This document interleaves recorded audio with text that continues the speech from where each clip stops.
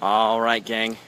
We are here on location with special guests for a special 7th Gear Indy 500 show. And this is one of these deals that don't come along very often, and there's a lot going on. It's the month of May. Like I said, we are on location. Lewis, glad you're on. We are here live from the Chateau Elan, not far from Road Atlanta, where myself and a couple of really good friends of mine here that are going to be on the show with me here in a minute are doing a little work, our regular day jobs here. We're kind of moonlighting as Facebook Live personalities, apparently, this evening. But, so obviously everybody knows the big news this month, in the month of May, is Fernando Alonso coming over from Formula One, giving up racing at Monaco. Obviously, he's got some issues with McLaren and that Honda motor, but we're all about the Indy 500 here tonight. And my special guests that I've got on tonight have a real connection to that 500 history. And I got to tell you, they're great friends of mine. We travel together. We probably do more things than we care to talk about together. They're like family to me, and I'm really appreciative that they've come on to help me out with the show tonight and give me some of their historical perspective on the show, because they have, like I said, direct ties, and I'm going to introduce you to them right now. They are, you know how I am about my history and telling you stuff about the 500 and old races and stuff, and these guys are right there with me, and they lived a lot of this stuff. And so I want to introduce you to my really good friends. If you ever heard the name Bill Alsop run in the Indy 500 and Indy cars and his, you know, all of his great racing history, I've got his two sons, Nipper and AJ Alsop, with me. So I'm going to turn the camera around here, and we're going to kind of get into some really cool racing stories. I'm sure they're going to tell us a lot about their dad and, you know, a lot of other racing personalities that they've met and known and interacted with over the years. So, guys, here we go, flipping the switch. All right, you guys are going to have to scooch together a little bit. All right. I see your arms here. Fingers. How's that? All Is right. that better? That's definitely better. All right. All right. So as you guys are watching here, I've got AJ to the right of the camera and Nipper to the left. So Bill was their dad, and I got to tell you, Bill was a big. I was a big fan of his. In fact, one of the great stories that AJ and I share was about when their dad was still with us. You know, I told him about when I was a kid and had one of the Indy 500 programs, and they had his dad's model Penske PC9, I think it was, right? Yeah. The AB Dick sponsored car, which was horribly colored in worst that colors two-tone ever. brown. That was like the worst thing ever, but it was the coolest car ever, and I really got a kick out of it. And actually, their dad Bill actually brought me one of his qualifying shots where he's, you know, sitting up in the race car after his qualifying run that he signed for me. It's up in the Kraus Racing HQ back in Indy. So it's one of my cherished mementos. So guys, chime in here. Tell me a little bit. How many times did your dad run the Indy 500? He only made the show once, but we spent a lot of years there trying to make it. He had notoriously bad luck at the Brickyard. But first of all, Kev, thanks for having us on 7th Gear. Great to be here. Yeah. Yeah, you're a great guy and really a pleasure to be. Well, guys, I talking can't to tell you how much I appreciate this. I mean, you know, we've gotten to be really good friends. We've known each other for years now, and I can't believe it's taken this long to get you guys on the show. But thank you so much for being a part of the show today. Our pleasure. No, this is awesome. But it's not about me. I mean, it's about me, but it's not about me. Well, we can talk a little bit about it. So he did. He had bad luck there. You know, he would stand on his time, and the weather would change, and they'd start going a lot faster, and he'd get bumped. That was like maybe happened one time. All cars that he fielded, except for the year that he made it and drove for Roger Penske, which was 1981, which most people are familiar with. But from 79 to 84, he made attempts there, and all those years aside from 81 being cars that he fielded himself out of Woodstock, Vermont, with just a small group of guys. So really a kind of bare bones effort and a lot of ingenuity and interesting stuff. They would go, Jim McGee was super nice to him over the years, and they would go and pick clutch plates and stuff out of the dumpster there at Penske that, you know, Jim would say, these still got good tolerances, but we got to get rid of them. So anyway, just had, you know, kind of bad luck there relative to the success he would have in the kart series that year. But really, the place, like all guys that race there, even just run some laps there, it really took a hold of them. I mean, from when he went there in 1979 and, you know, made his first attempt, drove 3 cars that year to try and get in the race. Your dad drove a few different types of cars at the 500 trying to make So, the field, well, right? yeah, I mean, AJ can chime in if I forget something, but like 1979 was the first year that at that point CART and USAC had split. So Right. up until 1979, everything was a USAC sanctioned champ car race, right? Right. All right. So then CART came along 79, and so he got through like Roger Penske, Pat Patrick, Bill Simpson was a huge influence. Yeah, he was able to find a couple of old McLarens with Offenhauser engines that Teddy Yip had in Hong Kong. Oh. They came. There was Teddy Chinese writing on the side of the hauler truck when he got it.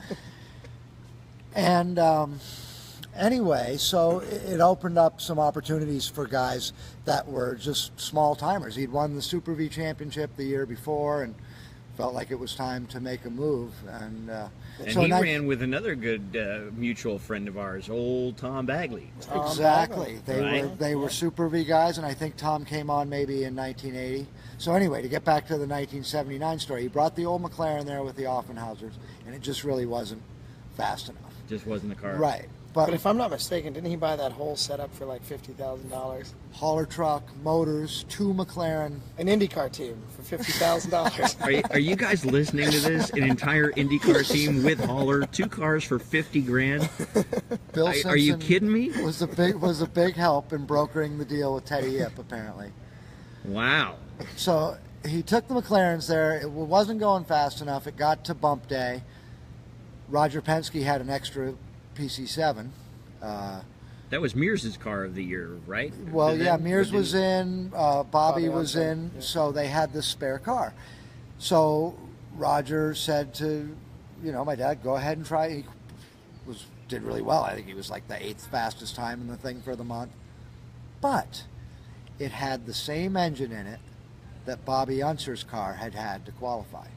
And was at that time, I don't know if it still exists, but a rule against that, because Right. back in the 30s and 40s, apparently guys would bring 2, 3 cars, switch the engines around, get in the show, hoping they'd have enough money to buy an engine for the race. So he got disqualified, and that was a tough day for him. I remember that very distinctly. And so then maybe that was Saturday. So then Sunday, Spike Gilhousen said, "I got another car." With like a lay-down offie, I think it was maybe an Eagle. And so this is funny. So Dad goes out for the first lap, and he's like way fast enough to make the race. Does the second lap. But it was like so impromptu. They didn't have radio or anything. So Spike's guys are running to go get the chalkboard to say, just stop there. Shut You're it going down. way fast enough. 2 more laps to go. I think on the 3rd or 4th lap, he backed it into turn 1.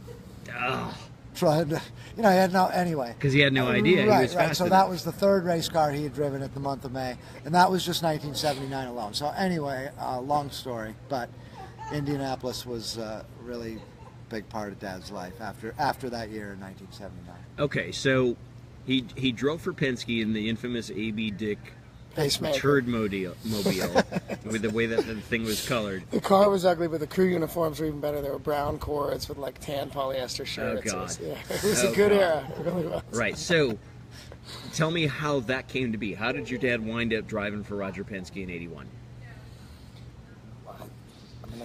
Well, they Through were that friends. 79 effort. Right, and the that cart started stuff, kinship. Dad was dyed in the wool, loyal to cart.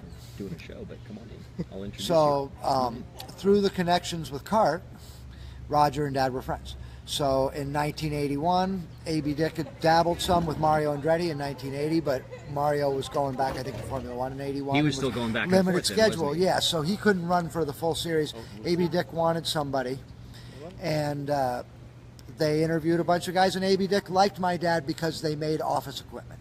They made mimeograph machines. This was before photocopiers. Made mimeograph machines, printers, some of the earliest word processor kind of stuff. And Dad was 42 at that age, so they felt like it was a nice fit for the branch people that they wanted to roll the show car with, and all of that kind of stuff. And that's really how he got that ride.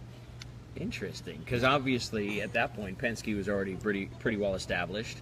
You know, they're still running strong. Obviously, you know, this week in practice at Indy, they've been at the top of the charts. In '81, the year that he drove for Roger, Rick won the championship. And Bobby... Bill finished second, Bobby finished fourth in the points championship. So, you know, the 3 cars, they had 3 of the top 4 positions. So pretty stout. And then, if I'm not mistaken, in 1980, when after Roger decided to drop back to 2 cars, he kind of kicked that A.B. Dick sponsorship Bill's way. Is that right? Yeah, that would have been 82. Or 82, I'm sorry. Yeah, that's right, he did. And So in 82, Bill ran as an independent out of Woodstock, Vermont, in the A.B. Dick Pacemaker. So that car ran 2 full seasons. Nice. And it's not that often big teams send a sponsor to an independent, No. so they clearly had a good kinship along the way. And clearly that wouldn't happen in today's day and age of professional motorsports, for sure.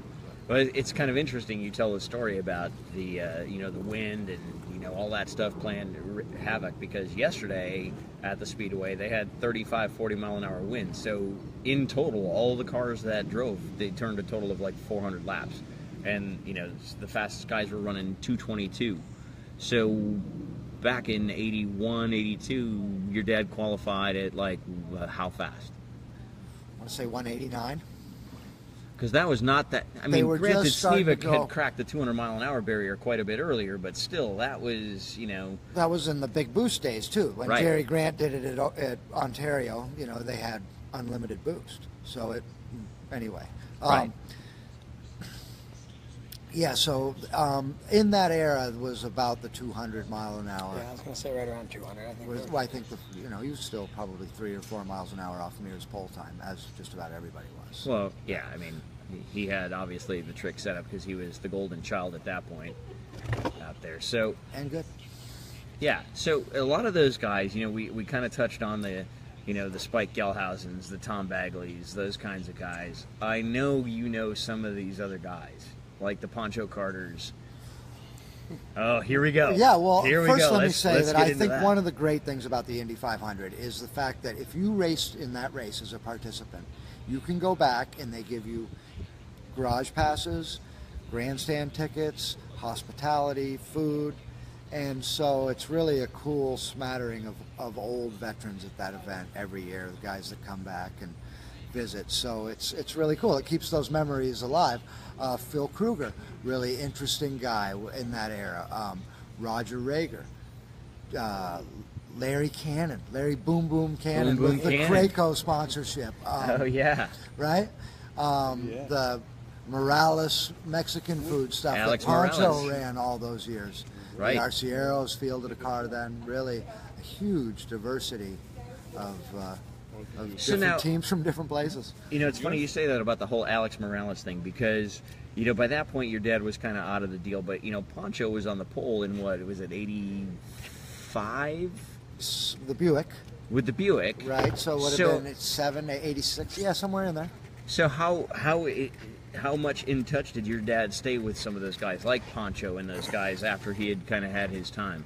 Bill and Poncho were definitely buddies and stayed in touch. I remember we went to New Hampshire International when Poncho was campaigning in IndyCar there years later. But when Bill stopped running IndyCars, he kind of dropped out. He, you know, I think it's hard. I mean, I can certainly relate to it. When you're done with your professional driving career, you don't really want to hang out and watch other guys do it. And he certainly didn't do that. He went back to work and you know, I think probably in an attempt to try and make more money to get back to the Speedway. But he really put his nose to the grindstone and didn't pay any attention to racing. He did a little bit. He drove some Camel Light stuff and some Firehawk stuff for some local guys, you know, that he got invited to drive. But as far as the IndyCar scene, pretty much just checked out for a lot of years, really, until he got quite a bit older and then, you know, got invited back. I think it was the 100th year, so not the 100th race, but the 100th year, which would have been 4 or 5, 6 years Yeah, ago. like 4 Yeah. or something like that, right? So he got this invitation and just decided that he would go back and had just an absolute blast. I mean, it was such a cool thing for him at the end of his life to go back and guys So now- that I'm sorry, go ahead. Well, just guys that he was competitive with. There was a guy who had worked for Road and Track named Patrick Bedard, who was kind of a journalist. He had the Escort. Right, he had came in with yeah. really good sponsorship and really augured it in big. yeah, well, and frankly, Daddy was really kind of jealous of him at the time, and they were not great pals, as racers sometimes are. But Sure. after that 100th year, they visited, had lunch, sat next to each other, and stayed in touch. Always afterwards. We're like buddies. So it was a really cool thing for him to be able to go back and do and connect with a lot of those guys. So now, after your dad kind of finished up his 500 career, and I know he did some of the light stuff. How often would he go back each May to kind of reconnect with those buddies? I mean, I remember one of the last several years when you were there and we ran into each other. He was there. Yeah. So how often would he go? He went every year, I believe, after the 100th race. So he went 5 years, I think, and last year. Driving his Cadillac from Colorado? Driving his Cadillac from Colorado. One time, only a couple of months after he'd broken his neck in France, but just Racers never learn, do they? In spite of everybody's advice, got in his CTSV and hauled ass to Indianapolis.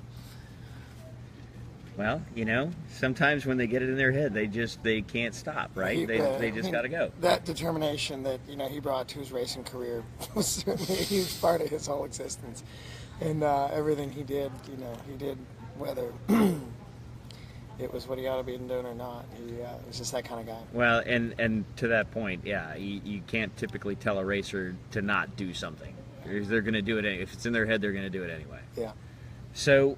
One of the other cool things I want to let the Seventh Gear listeners know is that just within maybe the last year or so, AJ and Nipper acquired their dad's old was it the Super V, the Argo? Yes, yeah. Tell everybody about that a little bit. Yeah, an Argo JM2. And you got some other cool stuff too. I seem to recall. I think I'm probably one of the. AJ and I are two of the few guys in the world that have Argo collections, right? We have the final. Okay, that should tell you a lot, listeners, about exactly what we're dealing with here. Exactly. We have the 1983 Indycar that Joe Marquardt from Argo built for him. That is a really pretty interesting car, and it was so underdeveloped. I don't know if it's a good car or a bad car, but it's very much intact, and we have that as a really cool. It's the only Argo Indycar built, right? And it wasn't really that great of a car, but to Nip's point, he didn't get a lot of time to develop it. That's when some of the cars were carbon fiber and some of them were still aluminum. This one has kind of an interesting construction where it uses honeycomb, where it has that sort of radiator fin reinforced aluminum plates with resin poured inside of it for stiffness. So that was the methodology. That was the combination between transitioning from tube frame to the high tech carbon space frame stuff, right? Yeah. Back in the days when the driver's ankles were still well in front of the front axles too. Your feet, the pedals in that car are 7-8 inches in front of the front axle. Exactly. Talk to Danny Ungaius. He really loved that design. Yeah, that was the era. So it's a nice memento. It's okay. What we were lucky enough to get this fall was his 1978 USAC and SCCA same year championship Argo. That was the Super V car, right? Super V, which was also like a Formula 3 car in Europe, where they ran a lot of long, fast tracks. So it's a relatively narrow track width car and pretty slim through the air, but really, really beautiful, beautiful craftsmanship with it. And it was such a good little car. It always sort of stayed in action. They ran the Super V series well into the late 80s, so it stayed active as that, and then was restored and used in vintage stuff. So lucky enough to acquire that, and that's really cool. And that was a good score for us, just primarily not because we really needed another car in our lives, but mainly because our dad always talked about that car as like sort of the pinnacle of, man, that car just was so sweet and it worked so good. And I know as a kid, and especially as I got older and started driving myself, I always thought, I wonder what it was like, to drive that Argo Super V. So I don't have to wonder that much longer, because we're going to fire that thing. I was going to say, when are we going to see it out? When are we going to see it out, We guys? bought it to drive it, so we're going to get it out. I started every few weeks, and it's ready to go. So it's out by you in Colorado? But let me say, having sat in it, it was a much braver time. I mean, when you feel very exposed. That's just because now you've car. realized your own mortality. Exactly. Well, perhaps so, but those guys were really brave back in the. You bet. Right. You bet. I always tell myself, I'm just going to drive it easy, but second lap, of course, of course, 160 mile an hour car, and that would be. Well, right. It's the minute you go out, like whether it's hot laps or whatever, it's like you're chasing the rabbit on the dog track. You can't not. It's like hardwired into your brain. Right? I foresee driving it pretty hard. So, any approximate time frames when we're going to see this? Oh, we'll have to look at the vintage schedule for later this fall. You Yeah. know, I'd like they to do bring it to- run I'd like a to bring it to pretty Monterey big Historics. vintage race at the Speedway. Yeah. Yeah. We talked about I think that. it's going to sneak up on us this year, but it's something certainly to shoot for coming out. And what about the Argo IndyCar? I'm dying. You got to drive be that. braver for that one? But I think the bravery there is just going to be starting the thing. You know, I mean, it's a perfectly intact Cosworth. You know, made it up to a Hewland gearbox, and it's all Sano. So I've always had this nightmare of trying to start it and the thing grenades. You know, so. Well, I think AJ Watson's still alive. He's probably got some blocks with like Well, sheet metal screws in the So side those of were the the blocks to offies keep who it could do that, right? right to keep And- it from leaking too bad. And okay, so great. In 1979, they blew up an engine in that McLaren I was talking about, and went and got a block from AJ Watson. Because he And- had like 'cause probably he a had- bunch of them under his right, workbench, that right? was his deal. And this one had just like a Frankenstein amount of plates on it. I mean, just startling to look at. And Robbie Patterson, who had been Dad's foreman and really right-hand tech guy all through the years, and they were great pals. Robbie said to AJ Watson, "Geez, won't it leak oil?" And AJ looked at him and said, "They hold 18 gallons." I don't know if you guys all hold 18 gallons. It can leak. Let it leak. Yeah. For the first few years, then the. Thanks, You man. got some plastic cups for Thank you, sir. I'll just take them right off your hands if. So, yeah, I No, mean, no, no, please. my Put it in your cup. I don't my think you enjoy it. dad, to a fault, probably brought us to the racetrack. He just was those kind of, really enjoyed having his family at the racetrack with him. So great for me. I mean, I learned so much as a kid being around it, and so we, like AJ said, in those first couple of years, we would go to school. Roby Elementary was there, and where the condominiums we were staying at. AJ would go to preschool. Really cool experience. And we talk about family being at the track and stuff, and you and I were just talking about this earlier today about Jimmy McElreath and how he brought his entire family. And I thought, when I look back on it, I think that post that I showed you was Jim McElreath died today.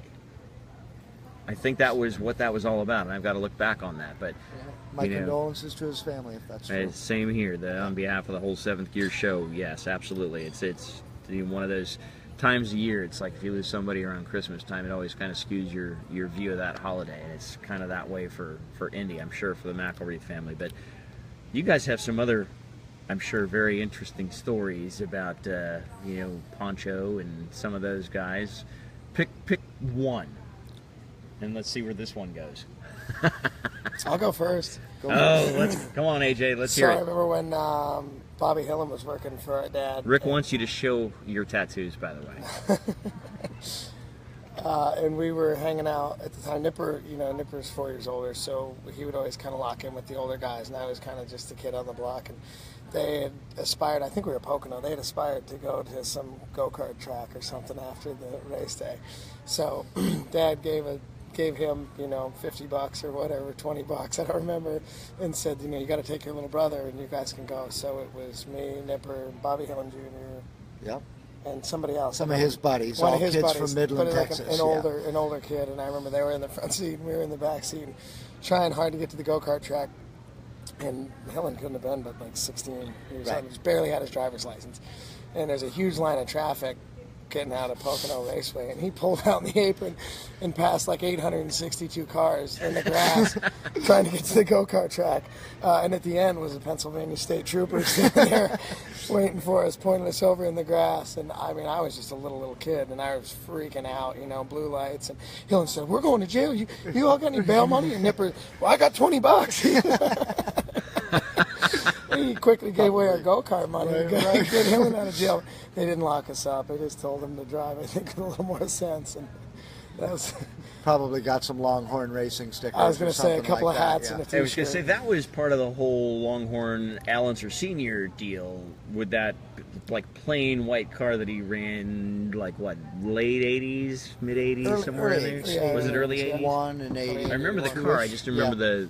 Bobby Hillen He was a fast in Texas that car oil for a guy, while. and crazy successful in the boom there in Texas. Crazy So, yeah, successful. crazy What for was he? Bobby Hillen. Crazy too. Well, I think probably a little bit too. It was a copy. That Longhorn was a copy of the Williams that had won the Formula One championship before, so I did some of that technology. But some strange stuff, like the oil tank was in the rear wing support, and I remember. So anyway, the Longhorn Racing team, they had some good runs, though. Al was at his peak. And anyway, that's a good story. I remember that really distinctly. Yeah. And, Our first brush with the law. Right. Bobby. Yeah, I ran into Bobby Hillin many years later when he was driving the Jasper Winston Cup car. And he was nervous to reminisce about some of the stuff. Anyway, a great guy. Okay, so I guess my choice is a Pancho Carter story. So, in 1981, my dad driving the A.B. Dick Pacemaker, number 7. So he qualifies on the first weekend, qualifies 7th, middle of the third row, and feels like it's such a coincidence and is so excited. He goes into downtown Indianapolis. I think there was a guy named Sipes who was a jeweler there who liked the IndyCar stuff and was a nice guy. And he had my mother, he ordered her this pendant that was a number 7, cool, with diamonds inside of it and an emerald on the end of it. So, because it was his car number and he qualified 7, and thought it would be a cool charm for Mom to wear. So the first day she gets it, it was a nice piece of jewelry. She's proudly wearing it around the garage area, her 7, open with her blouse open there, showing it. And Pancho Carter and Dane and Carla were all, good friends of Dad. So Carla, Pancho walk up and they're kind of chatting, and Pancho notices the 7 charm on Mom's necklace, and he points to it and said, "I'd have given you at least a 9."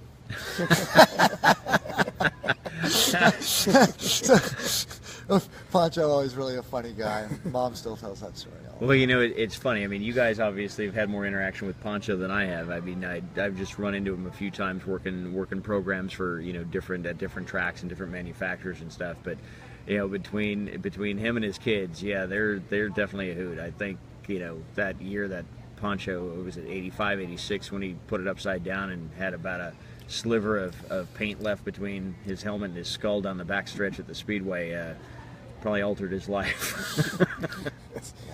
Quite a few events, I think, but yeah, quite the guy. And a lot of that was part of the deal though when we were kids. It was when we were there when Smiley went down. It was a different era. Guys were prepared to show up and not go home.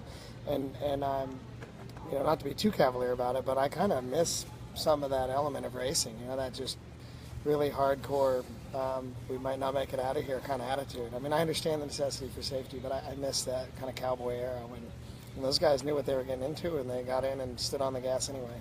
Oh yeah, and it's interesting because a lot of times on the show that we do a couple times a month, I'll do like book reviews, and as you can imagine, we talk a lot about racing books, and there was one is called The Blood and Smoke, and it was basically centered around the origins of the 500, and it was written in the prose of the time, pretty much, how they would speak, and like downtown Indianapolis was known as being a haven for brothels and political corruption and and all this stuff. And these guys came. It was the the automotive era when cars were just starting. They had over 400 car manufacturers in Indy when they were trying to be the center of the automotive universe, and exactly. And all that kind of stuff. And how these guys would. They would come from a board track, or they'd go race some experimental thing up in Wisconsin in the snow, and they'd come back and. They'd have, multiple girlfriends, but then you'd have the city coroner that had a contract with the Speedway to handle all that, because he would charge the families like, $15-20 back in the day to process all these, autopsy reports and that sort of thing. So, but you're right, these guys would, they would risk it all, and obviously back then the paydays weren't that great, but, yeah. Well, and then also like our dad was able to field his own cars and buy old junk and put it together and go run that race, and you just obviously you can't do anything like that anymore. He had a really good friend named Phil Kaliva who bought a McLaren, oh, yeah. A wrecked McLaren and a wrecked Lightning, and cut them in half and stuck them together and called it a McLightning, and and ran it for the whole season in IndyCar racing. And you just stuff like that's gone, and obviously they're never coming back. But I was happy to be a part of that. Well, and you're right, because I remember, when my grandfather first took me to the Speedway for the first time, it was back in 1975, and my hero back then was Roger McCluskey, in the Silver Floss Sauerkraut Special, which I'll tell you an interesting story about that since we're kind of reminiscing here in a minute, but and I remember every once in a while I stumble on the pictures going with my granddad at the time, and it was like, they were still, the guys with the wood paneled station wagons and the short bed pickup trucks and the open trailers on the home built stuff, AJ Watson laying out the frames in his garage floor, tack welding stuff together and building it. I mean, one year we stayed at a hotel up in Kokomo, Indiana, and there was Mario Andretti's Cam 2 Special on an open stock car trailer going to the Speedway because it was that weekend. It was like you said, that would never happen these days. But and since we're talking about guys like Kaliva and Tom Bagley and your dad and all that stuff, I think I may have told this story on the show a month or two ago, but like I said, McCluskey was one of my favorites. I've been fortunate enough to do some spotting for the 500 the last few years when it hasn't conflicted with my day job. But a couple of years ago, wound up sitting, and I actually did show this on a show once before. But I'm sitting up in the turn 1 spotters stand, getting ready to go up in the spotter stand while the track was down, and there's a guy sitting right in front of me with a headset on, and on the back of his headset it says McCluskey. And I'm like, no effing way. There's no way that this guy could be who I think it is. So I tapped him on the shoulder, and he's got glasses on like I wear, and I said, hey, by any chance, was your dad Roger McCluskey? And he goes, yeah. And I said, and I was kind of blown away, and I just sort of leaned over because I was sitting behind him, and I just sort of leaned in, and I said, I got to tell you, man, your dad was my hero for a lot of years. And I could see him just from behind. He kind of adjusted his glasses because it teared him up, and I kind of saw him wipe his eyes kind of dry, and then we got talking, and he goes, I said, that Silver Floss Special, I still have the Silver Floss Special patches, the whole deal. He goes, Roger the second, I guess you'd call him, he goes, yeah, we had so much of that shit, we were eating sauerkraut cookies and sauerkraut cake, we couldn't get rid of that shit. I've had my fair share of Provimi veal sticks in my day. That's right. Right? That's right. Long on. That's another story. The first time I ever met Arie Luyendyk was in a Buick dealership in Milwaukee when he was driving for Ott at Provimi veal. That's another. I just made his son in Long Beach a few weeks ago. I was reacquainted with. Oh, really? Junior, yeah. Very cool. But I'll tell you, what's really special about the Indy 500 is it's just the pageantry of it and the way it just all sort of builds up through the month. And I honestly believe, because I've been lucky enough to do a lot of different kinds of racing, it's an event in motorsport not like many others where so many fans go there and are really fans of all the drivers. Right. Just like, sort of going to the Kentucky Derby, and you like all the horses, and that I think makes that event really special, and got a hold of guys like that we've been talking about. And I know it did my dad, where you get a little taste of that, and it just is never leaves you the rest of your life. Yeah, that's for sure. Once it bites you, it never leaves. So obviously, you guys have seen it go from the whole month of May, the whole deal, the opening, who's going to be the first car out, is it Dick Simon, and how many cars is he running this year, and the battle to get out onto the track first and all that stuff, to be in a 2-week process. Do you miss that? Oh, well, yeah. I mean, but I miss it with, like AJ was saying, a lot, sort of a foregone era. I mean, we're now in modern times, and I think that racing series have to respond to the attention span of your average. Back in the day, that was something you'd read about in the newspaper, who was fast in practice, and you'd sort of follow it through the month of May, or there'd be something on the radio about it. And yeah, everything traveled at a slower pace, so a month, was... Well, right. I mean, back then we didn't have Twitter and Instagram and Facebook and the internet and all that stuff. God forbid we bring up the escalating costs of motorsports, but I mean, look how much money these teams are spending on a daily basis. I mean, you gotta kind of do something to help control the bleeding, if you will. All right, we got action here. We got Ernie Becker wanting to know, didn't you race the NASCAR Southwest Tour LA Street Race during your racing days? Yes, I did, as a matter of fact. The LA Street Race was in downtown Los Angeles in 1998, 99, and 2000, I think, were the 3 years they ran that race. And in 98, I put one of Nipper's old cars together, went out, finished 7th, and then we figured out what we needed to do to go back and beat him. And in 99, we went and won it. So that was definitely the highlight of my racing career, personally. And really the only reason I ended up doing any more racing afterwards. I would be willing to bet it still stands because purses have gone down in the regional touring series. But that day was the highest payday ever received by anyone in Southwest Tour history. It was somewhere. You remember how much it was? It was just shy of 20 grand, 18,000 or 18,500 or something. But that was a good payday. Yeah. For a short race. All right, And I think I had to put Kurt Busch in the tire fence to get by him. That was also one of my better racing accomplishments. I already like you more even now than I did before. All right, so we got Don Kutchell coming in. He says, read Damn Few Died in Bed by Andy Dunlop regarding the transition from roadsters to the rear engine cars. We got Ray Thompson has just tuned in. He said he apologized, but he said, how old were you guys when you first went to Indy, and how old were you when your dad first ran there? Yeah, so 79 when Bill went there, I was only 3 years old. That would have put me 7. Yeah. And when he made the race in 81, I would have been 9. I remember All right. Nipper was on a commercial transition to commercial shot on like ABC Wide World of Sports. I think polishing up one of those Penske aluminum wheels one time. He wasn't the little kid. He wasn't the kid flying off the end of the ski jump, wrecking everything. Yeah, but it was right before that. The agony of defeat. It was the kid polishing the wheel on little hot pits. 9-year-old getting high on brake, polish, Mother's wheel polish. polish, yeah. But I mean, that was a cool part of it, right? We used to go on hot pit as little kids, sit up in the pit box. I remember seeing a big fire at Riverside. I think it was Mears got caught on fire or something, maybe.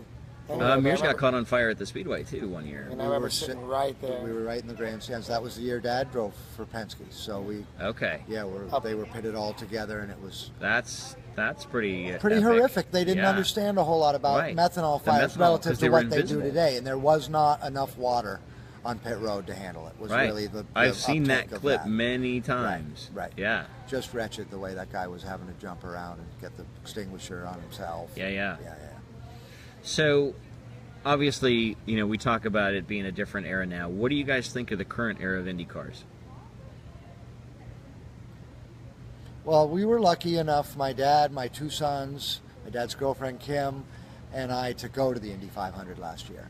And we sat, in a set of grandstands right there on pit road, and I thought it was a great event. I thought that it was an exciting race. It was, like a lot of times they are, one on strategy. And, I think that, at that racetrack that day, it's a good product and really a cool event. I wouldn't want to try and fix the problems that they have at some of the other venues, but, at least my experience last year, I thought it was cool and worthwhile. It was a great race as far as racers race. That was a good was finish. Super exciting. race. I watched the whole race flag to flag, and I very, very rarely do that anymore these days. And I was going to just watch it start, and then ended up kind of getting dragged in, and it was a good show. So, do you got either one of you guys have plans to go this year? No, I would like to. I really would like to. There's a part of me that wants to, but I got an extra ticket. Don't tempt me. And I got a place for you to stay. I can even pick you up at the airport. All right, so we talk about all that kind of stuff, and Mears and all of his success and the difference in the era of the cars. So what's your impressions of Alonso coming over from Formula One to run Indy? How great. Right? I'm super excited. I mean, I think not only for IndyCar to bring some attention to it, I think it'll be cool to see how he does. I'm sure he'll do quite well. Obviously, he's this remarkably talented driver. I think it's really fascinating. And I actually, that was some of the stuff in this bygone era that we talked about, where guys were just shoes, and they'd go run sprint cars, and they'd go run stock cars, and they'd go run Indy cars, and a driver was just a good driver. So it'll be kind of cool to see how that stacks up. I agree. I mean, I think it's awesome. I was on the fence about going to the race, and now that Alonso's running, you know, it'd be different if I lived, you know, on the West Coast or something like that, but I'm that close, you know, to the Speedway, you know, at home. It's like 30 minutes from my house. Alonso being there. And the other thing I think is cool, and this kind of ties into the whole kind of theme of the show tonight, is I don't know if you guys have seen Alonso's car that he's running so far, but it's the replica paint scheme of Johnny Rutherford's '74 McLaren with cool. that I forget what shade of orange that is with the blue numbers. I think that's fantastic. Yeah. Well, obviously Zach Brown has a nice affinity for American racing, and I saw somewhere that Johnny Rutherford was going to be somehow involved also with that. Yes, he's effort. like an ambassador for McLaren I mean, now. How cool, right? That's awesome, yeah. Absolutely. So I'm really pulling for those guys this year. I agree. So that kind of is a perfect segue into the next thing I want to ask you guys. You want to make a pick on the race tonight for the 500 here? You guys want to pick a winner? You want to pick a top three, a dark horse? What do you want to do?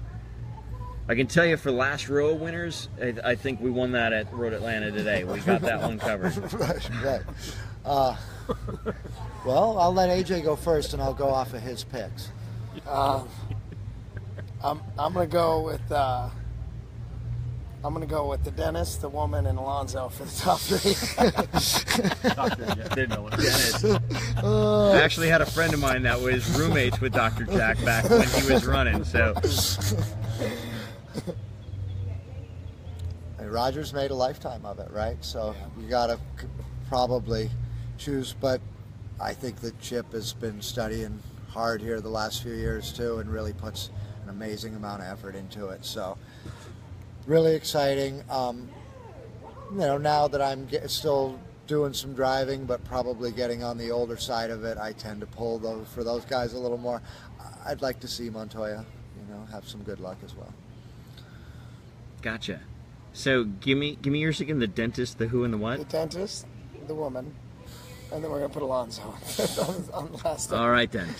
So I'll throw in my 2 cents worth because I've been paying a little bit of attention to this, and I gotta, you know, it's certainly going to be, you know, the big dogs.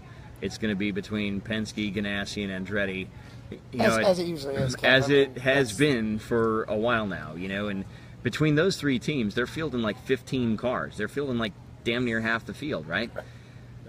As much as you'd like to see, you know, and pull for the good old hometown boys like Ed Carpenter, because he's always been fast there. And he's good. And Yeah, he's really good. He that's was another he one I was like, one yeah. of the fastest yesterday, despite the wins, and ran 2:22 without a toe.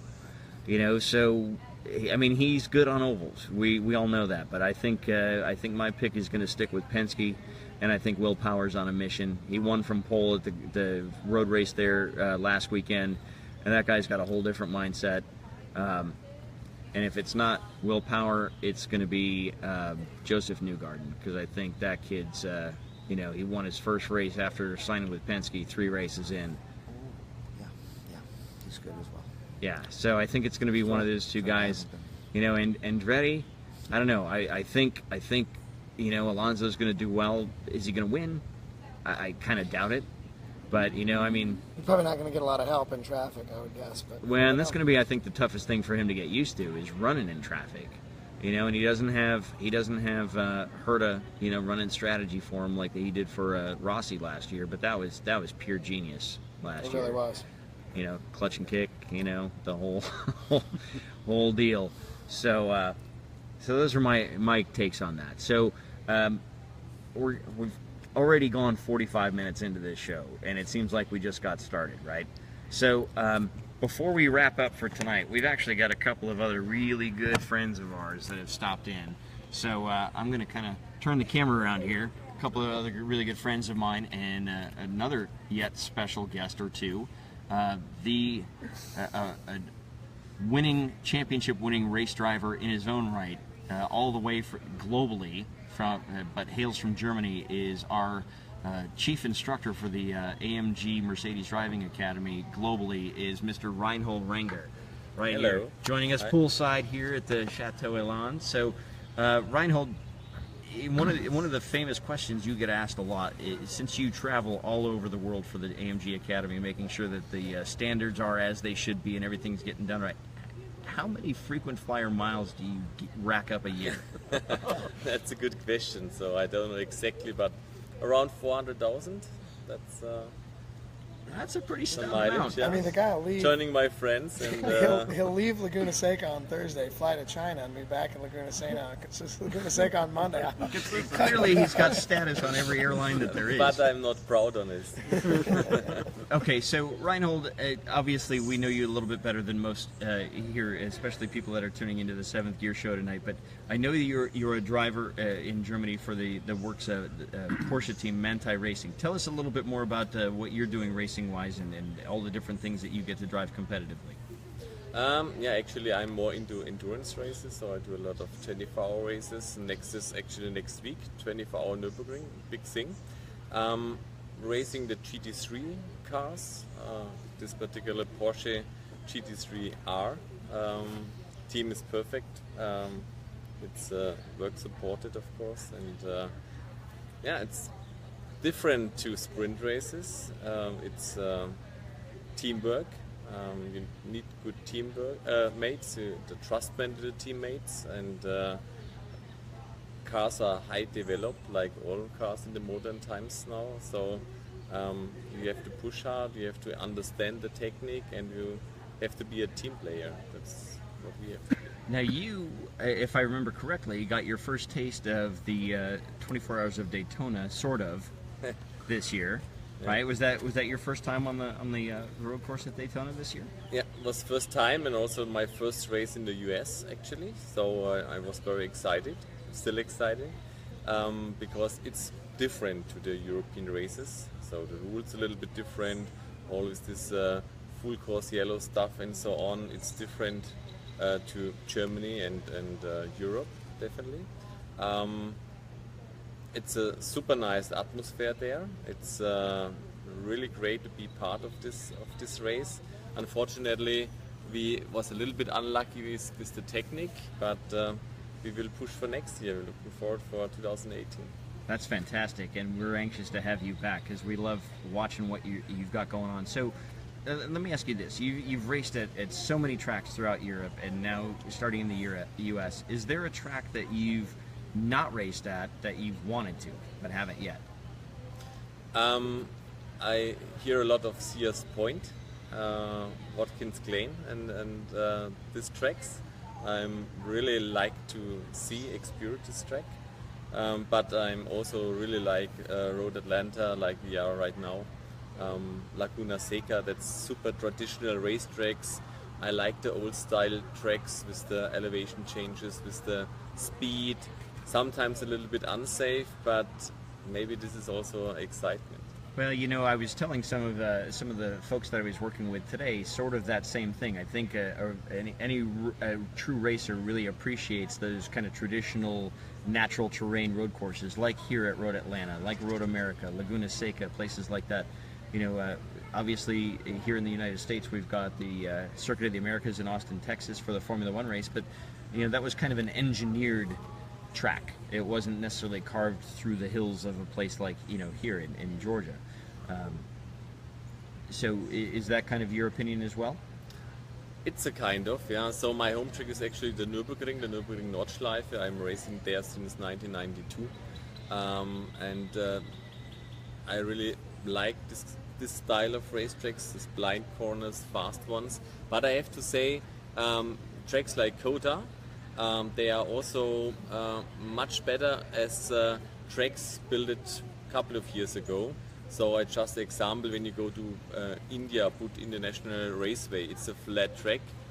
It's okay, makes fun, but it's not so exciting. I have to say the guys who built Kota, they really did a great job because they was able to make a new racetrack, a safe racetrack.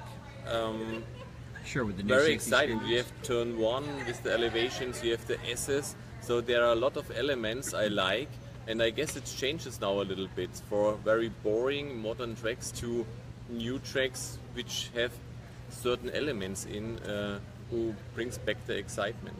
Absolutely, absolutely. So with you having so much involvement and being so deep into the endurance racing scene, particularly in Europe, do you follow at all any IndyCar stuff or the Indy 500, especially now with Alonso coming over to run? I'm honest. I'm not so much following IndyCar. NASCAR is big. I like to see the NASCAR races. So who's your favorite NASCAR racer? My favorite NASCAR racer? Yeah, good question. So I think you should say me. could be AJ. No, there are a bunch of the guys I really watch. I have no favorite guy. It's just interesting to see, and also it's not just one driver who is always in front. It's changes every race. There are other leaders. It's different to Formula One. There is Hamilton or Vettel or so. So you know before actually who will win. One of three guys. In NASCAR is completely different. When you look at it, it's always a surprise. I'm not so deep in IndyCar racing. It's not so famous in Europe. But definitely when Alonso is there, I know a lot of guys from Germany and Europe who will go deeper into IndyCar racing. Well, and I think that's one of the great benefits, and I give Zach Brown from McLaren a ton of credit. I mean, Zach lived not far from me in Indianapolis for a while when he was ahead of JMI, Just Marketing International, where he brought a lot of sponsorships to IndyCar teams and so forth, and obviously, you know, his success is kind of what's led him to McLaren, but I think that's a stroke of genius on his part to work with Honda and McLaren to bring Alonso to Indy. I think it's going to bring a lot of attention to the Speedway and the 500 this year. Certainly it's going to benefit Formula One. I mean, you know, we talk a lot about, you know, how nowadays we've got Twitter and Facebook and so forth, but when Alonso did his rookie test a couple weeks at the Speedway, just impressive, right? It was very impressive, and just through social media, they had Alonso himself had over 2.2 million people that either watched some of the footage from the live stream or, you know, his Instagram updates and so forth. So I think it's gonna benefit both parties. In the end, I could definitely see Zach, if I know him the way I think I know him, I could see him capitalizing on that to land some more sponsorship for McLaren to bring them back to competitiveness. So, but it will be difficult for him, I'm sure. Doing a test is a different story to racing in Indy. Well, you know, it's interesting. Handling the traffic and so. Oh yeah, and I think that's going to be the biggest thing. But I had to. It made me feel a lot better because years ago I did my Indy Lights rookie test at Chicagoland Speedway, and you know, I was at that point I was predominantly an open wheel guy. Had wanted to go run Indianapolis. We had a deal to buy an Indy Lights team, but I had never driven an Indy Lights car before. I'd never been on an oval before, let alone a banked oval, and.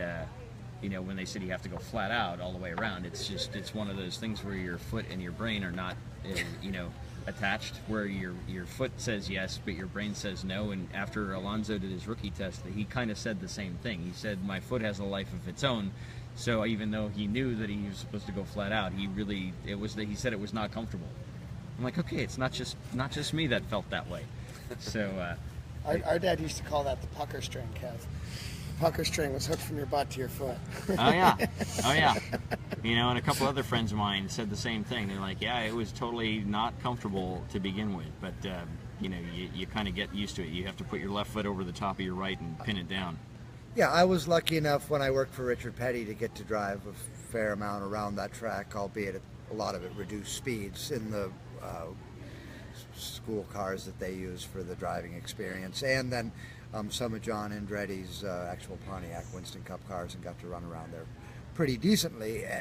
Speed, the sight picture into turn one at Indianapolis is like unlike anywhere else. It looks like you're driving it down into an alley, so it Right. really is intimidating. You cannot at all see the exit, and you realize very quickly that a few inches off on the entry equals a lot being off on the exit, and really pretty amazing. Well, and you know, it's interesting, when I did my rookie test with the lights car, I had a friend of mine that had been in a few Indy 500s kind of giving me some pointers, and he goes, okay, you got through your rookie test, but now imagine doing that with 32 other cars around you with all the turbulence and traffic and 400,000 people in the stands. And I'm like, thanks for making me feel really good about that.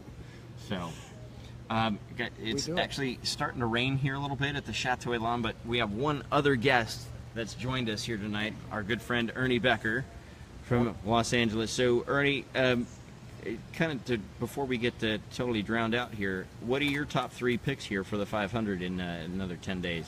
Oof. I mean, my gut feeling, I think Fernando's going to do really well. I probably put him in the top 10. Looks like you're wearing Alonso colors already. No, not really, but I like the orange tonight. Kind of good. Orange is the new black. Orange is the new black. I'm gonna go with. Got to go with the Penske team. Anybody on Penske? I think Will Power's on a mission. Oh, come on! You got 4 guys to choose from. I think I'm gonna go with 5. I'm gonna go with Power. I mean, Power? I think he's determined. I think he's willing to go a little bit, step it up the plate, and he knows what he needs to do. And I think Roger's pulling for him. I think Newgarden and also the dark horse, like you said, but I think he'll be in the top 3. And I'm also going to pull for Rossi. I think he learned a little. Rookie repeat, maybe. I think he learned enough last year, and he's kind of been behind the scenes, and he's taken everything in with one full season of driving an Indycar, which is he had to adapt quite a bit from a Formula One testing role and F3000 and F3 and all that stuff to a spec car. And I think he's got the support of Honda, and he's got the support of Andretti, and I think he might feel at home with Fernando being in the paddock too. Well, and that's a good point. I mean, obviously we talk about kind of the big 3, Penske, Ganassi, Andretti. Obviously for Alonso's rookie test a couple weeks ago, Marco was pretty instrumental in helping do baseline setups and some basic adjustments so he could feel it. You think Marco's on pace to do something this year at the Speedway? You can never count out an Andretti at the Speedway. Wow, very politically correct. No, you can't. I mean, on a serious note, I mean that's their livelihood.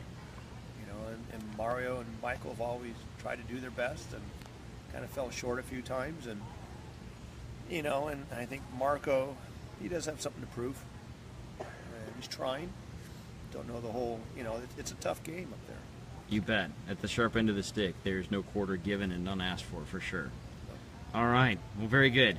All right, gang. So we've actually already gone an hour on this special edition of the 7th Gear Show, kind of highlighting the Indy 500 and sharing some stories. Obviously, it's starting to rain here and so forth. Just one last big thank you to all of my special guests here tonight. And I turn the camera back around.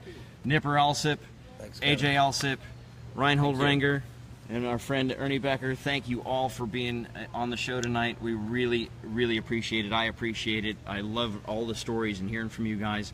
And a special thanks to BeNonHuman.com, your athletic apparel and lifestyle apparel choice. Our good friend Rudy Lopez. He's actually developed, believe it or not, our first couple of choices for Kraus Team apparel. If you go to the BeNonHuman.com website and click on collections, you'll see the Kraus collection as the rain starts to fall harder here. So we're going to sign off.